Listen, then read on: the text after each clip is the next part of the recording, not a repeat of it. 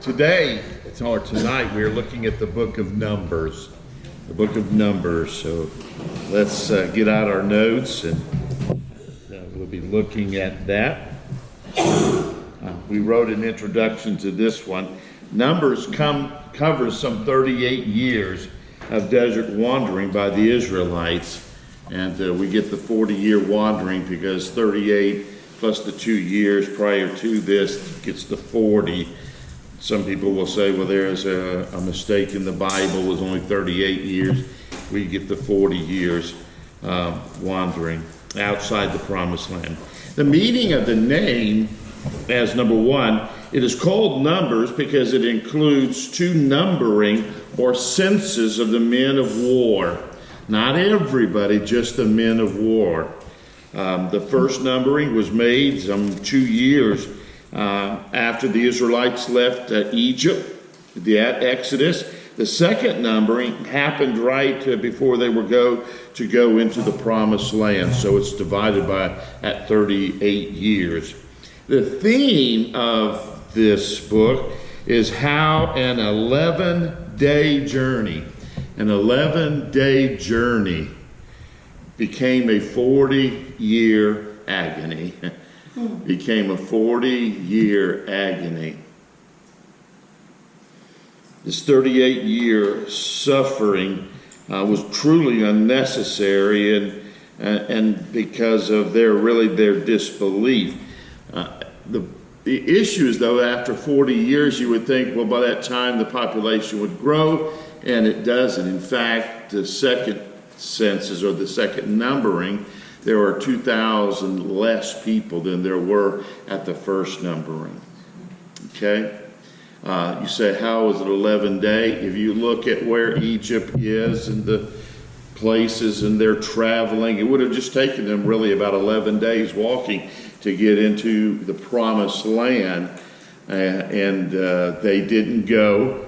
And we're going to talk about the reason why in just a few moments. But it took 40 years or 38 years after the 2 years wandering.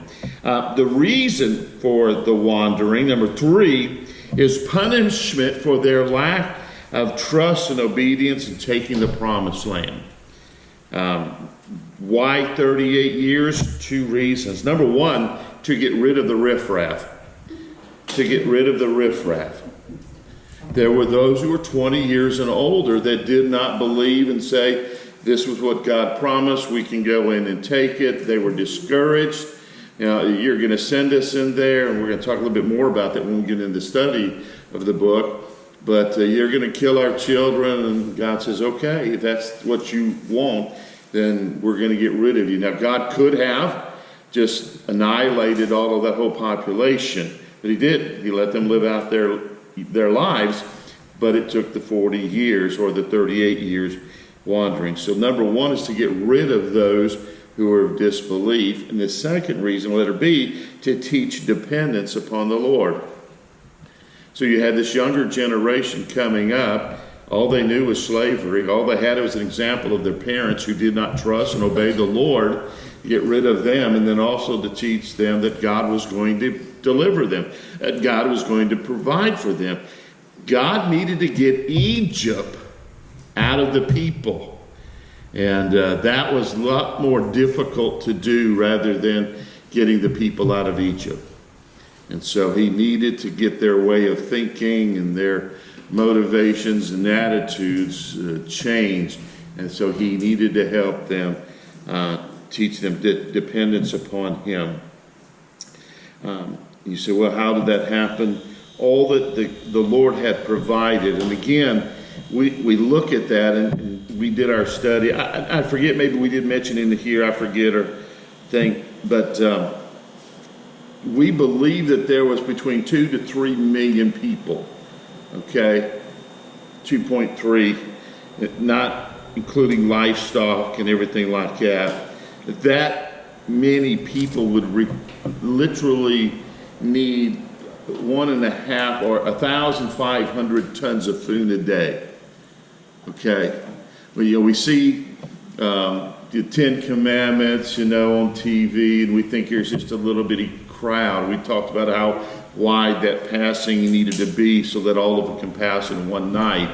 But there was a lot of food. Firewood for cooking food would require some 4,000 tons of firewood. Water needed for drinking and washing the few dishes would take some 11 million gallons each day. Every time they camped, the campground would be 2/3 the size of Rhode Island, a total of 750 square miles. Was Moses such a great leader that he could lead them in doing that and provide for all of that need? No, God did. Think about how much manna it would take to provide 1,500 tons of food for every man, woman, boy, and girl to get a bite to eat every day. And then twice that on the day before the Sabbath, because they weren't allowed to go out and get it on the Sabbath. They were then provided. So you think about all that God had to do and how much water. We've got the, he struck a rock and a little bit of trickle and everybody got their canteen and filled it up. No, it was a gush of water for enough people. Because you imagine it was just a little bit of trickle of water. Who's going to be first? Okay, y'all get in the back of the line, So there had to be a lot of water gushing out so that it would provide refreshments for everybody as soon as it was needed. So is it possible to manage a population of this size, or did Moses inflate the numbers? Maybe there weren't quite that many. Well, when the census was taken, it said that there were 600,000 fighting men that were available. That gives us our estimate. That's fighting men. There are men who are older. There are some who are younger. There is a whole tribe that is left out, the Levites. So 600,000. Then you start talking about just if every one of them was married, and they would be at the marrying age. Well, that's, 1,200,000. And so then you start including children in there. So you could see where you could have 2 to 3 million people. So is it possible? Letter A, or little a, says the Lord supernaturally took care of Israel for these 40 years. And we have to see that over and over and over. Not only the food, but the water, the protection. And you say, well, man, that's so mean of God, because we're going to talk about something in just a few moments there as why they were, they were punished for not going into the promised land.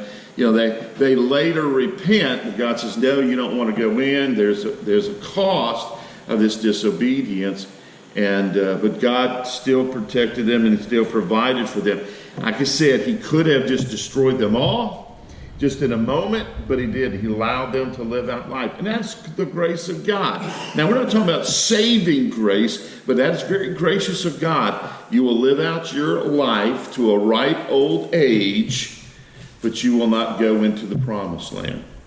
Letter B, God spelled out sanitary practices that prevent the kinds of health crises that might have occurred, telling them where to camp, also what to do with that waste. Letter C, they only moved about 40 times during that 40-year wandering. Now, I know that's a lot of moving if you think once a year, true, but it wasn't like every day or every 2 days they were picking up camp and moving somewhere else. There were some times that they camped and they stayed for a while, even up to a year. So 40 times, yes, is a lot, but it's not like they were just nomads just moving from this spot to that spot to every other day or every day going on there. Okay? So outline of the book, kind of the brief outline. Letter A is the preparation for the wilderness. That's chapters 1 through chapter 10, verse 10. Letter B, the wandering chapters, chapter 10, verse 11 through chapter 20, verse 29. Letter C, the Balaam incident. The Balaam incident, chapters 22 through 25. And then last of all, letter D, the preparation to enter Canaan. And that's chapters 26 through 36. The interesting thing is that the most amount of time that was taken for the nation of Israel, the wandering, some 38 years, had the less written about it out of all the other times. You would think that through those 40 years there would be much more written about it. It's not. They really just did not do that much. They didn't do anything spiritually to be sure. God provided them. And again, we want to say that, people say, well, we don't see grace in the Old Testament. Listen, this is so gracious of God.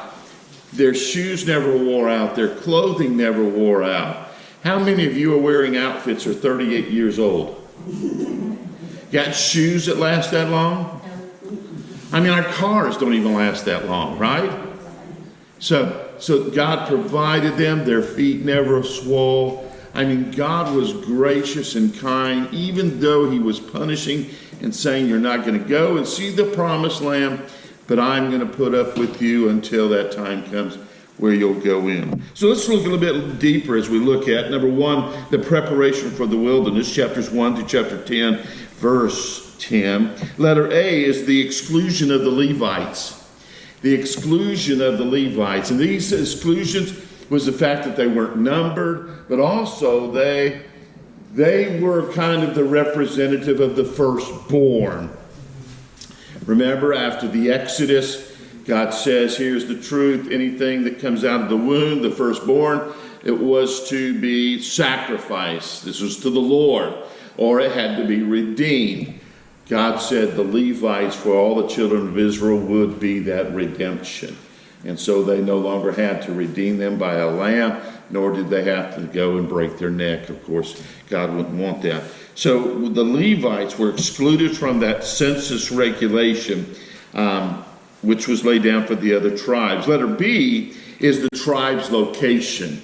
And we see that, and we even put a map on the back of that. I just kind of wanted you to see it. Those of you that are not here, you missed out on our notes. But this is that picture on the back. You see that.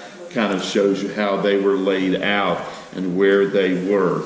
The tabernacle always faced east. As we said, number two. Well, number one is the central position of the camp was to be the tabernacle. And then the 12 tribes were located around it. They had certain ways that they would camp. They would also, when they got ready to leave, there were certain orders that they would follow. There were certain tribes that would go first, and there were certain tribes that would come in the last. And so they were an orderly crowd. Not, can you imagine? Again, 2 million people, plus the cattle and the sheep and the herds, and trying to get through someplace, they had to have organization. God orchestrated all of that. So the central position, number one, was in the camp was the tabernacle. Number two, it always faced east, the rising of the sun. And you'll notice there that Moses and Aaron and Aaron's sons were just outside the front of there. And you'll notice they're camping right around there. And then the 12 tribes around the larger circle outside of that. Letter C is Levi and his 3 sons. That's the group that is around the tabernacle. Moses being out to the east of that. And then you have the other ones. There's the Kohathites. The Kohathites were responsible for the contents of the holy things. The Ark of the Covenant, the mercy seat, the showbread, the menorah, the altar of incense. There were specific ways that God instructed them to carry such articles. They weren't just going in there, just packing it up, wrapping fabric around it, loading it on the wagon and getting going. No, they had certain ways that God told them to make it, dimensions, rings, poles, and certain people would carry it. Okay, that's going to become important later on as we look at some things that happened, especially with David, King David, and his life, of them transporting the Ark of the Covenant. There were certain ways that God says, this is how it's to be done. So the Kohathites were responsible for everything in the holy place and the Holy of Holies. Okay? And then there was the Gershonites. They were responsible for the things that were around the holy things, the veil, the covering, those kind of things. And the Merarites, they were responsible for the construct, the frames, the poles, and the pillars. And if you go back, if you remember last week, or I think it was last week, we looked at it. we gave you the picture of the tabernacle. We're talking about the outside curtains and those pillars and ropes that stood it off, and then the tabernacle itself and the covering. They were responsible for all of that. So we see that in the very beginning. This is how you're going to do it. This is where you're going to be. This is how we're going to travel. This is who's responsible for all of this. When you start to move, and the tabernacle and all of those people would usually go first before any of the tribes would. Number 2 is the wandering. Chapter 10, verse 10 to chapter 20, verse 29. And this is the story where the spies are sent into Canaan. They're about to go in, okay? Had they followed the Lord and what he wanted them to do, they could have went in the next day, okay? But they didn't. So, letter A, the spies are sent into Canaan land. They're sent into Canaan. Remember, there was the 12 spies. They all come out at the very beginning saying, yes, this is a land flowing with milk and honey. Man, this is great. I mean, they were carrying back a big cluster of grapes that was dragging between 2 men and dragging the ground. I mean, God, it was a land of plenty. At first, all of them said, absolutely, this is great, perfect land. This is a blessing and everything like that. But when it came down to, well, we're going to go in and take it, there were 10 spies that says, no, I don't think so. And there were 2 who said, yes, we can. That was Joshua and Caleb. So they give a favorable report. Yes, we can. God is with us. God has promised that. The other 10 gave a bad report. Oh, we can't do that. We look like grasshoppers in their sight. And this is not what the people of Canaan said. This is what they thought about themselves. You know, they're lands of giants. Oh, we just can't. Fortified cities. Absolutely. Yes, it's a great land. It's a blessing. Wonderful. But no, we can't do it. And so, letter B. God deals with unbelief. God deals with the unbelief. God begins to display in here, and it really becomes a question. At first it might seem like, well, you know, God just wants to destroy everybody. He's going to say, hey, I'm a Moses, I'm going to set you aside. I'll do a whole nother plan. As if somehow he's just mad enough to do it, but Moses has to intercede and say, no, you know what's going to happen? What are they going to say? You brought your people out here just to destroy them. And it seems like there's this discussion. God's mad. He wants to destroy. Moses, hey, God, you need to be a little bit more gracious. You need to be more kind, forgiving. And God doesn't do that. But understand that God has this all planned out. Okay? See, I'm a big proponent of the sovereignty of God. That God is sovereign over all things. And that, so why does God do this? And I think it is not so much that God was so angry he was going to destroy them, but he was also helping train the leader, Moses. Because there's going to come a time when Moses says, hey, God, you just ought to destroy them all. Right? And so he has to learn, I need to be gracious. And so God gives him this testing. I want to destroy them. No, you know, here's what needs to happen. So God says, yes, I want to destroy them, but Moses intercedes, and the people need to get there. Now, we know all of that because remember when God was speaking to Moses, even at the burning bush, I'm going to send you to Pharaoh, you're going to deliver my people, and you're going to bring them to this mountain. Don't ever forget that. That's the plan of God. That's what he said. And so that's what he's going to do. So God is going to do that. But he deals with the unbelief. Then letter C, God deals with the complaining. Yeah. The complaining. The complaining was God had chosen the Levites, Aaron's family, to be the priest. God had ordained it. That's what God said. Here's my plan. Here's who I've chosen. This is the way it's going to be.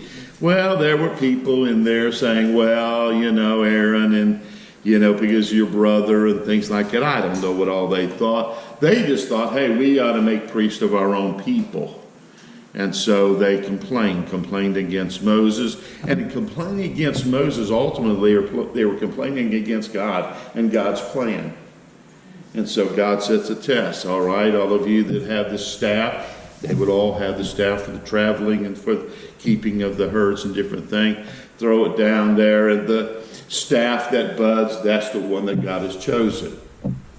Guess whose staff buds and comes alive, even though it was cut off? Aaron's. Aaron is the one that was picked. Okay, so he deals with the complaining, the sin. And so their sin, as we said, number one, they sinned in two ways. Spoke against God. Number two, they spoke against Moses, God's spokesman. That's their complaining. Letter D is God deals with sin. I got a little ahead of myself. They complained. That's where the bud, Aaron's rod, budded. Letter D, he has to deal with sin. Their sin was in two ways. They spoke against God and they spoke against Moses again, okay? So what was the judgment? God sent snakes amongst them. It bit them, and if they were bit, they would die, okay? And many did die.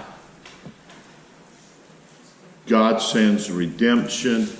He tells them, and this is number three, God's remedy, that a bronze serpent was made and it was lifted up, and all that you had to do is look at it. If you were bitten by a snake and you turned around and looked at that, you would live. And you say, well, okay, what still took faith? You had to believe it, right? And if I get bit by a snake and God says there's a remedy and all I have to do is look at this staff with this, snake on top of it that he made, and